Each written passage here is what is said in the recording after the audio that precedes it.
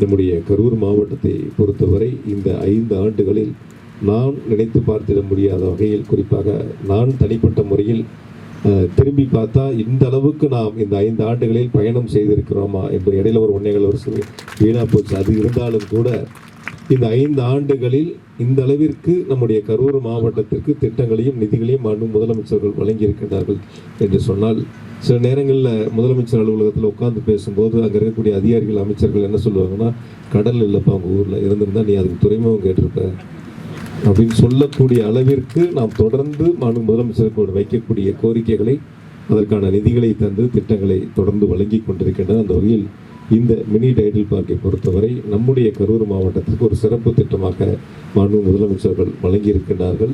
இது இன்னும் கட்டி முடித்து நம்ம திறந்திருக்கலாம். அறிவிப்புக்கு பிறகு இடவசதி இல்லாத காரணத்தால் இடத்தை தேர்வு செய்வதில் சற்று தாமதம் ஏற்பட்டது. ஆகையால் இது முழுக்க முழுக்க மாநகராட்சியினுடைய எல்லைக்குள்ளேயே வர வேண்டும் என்பதுதான் நோக்கமாக இருந்தது.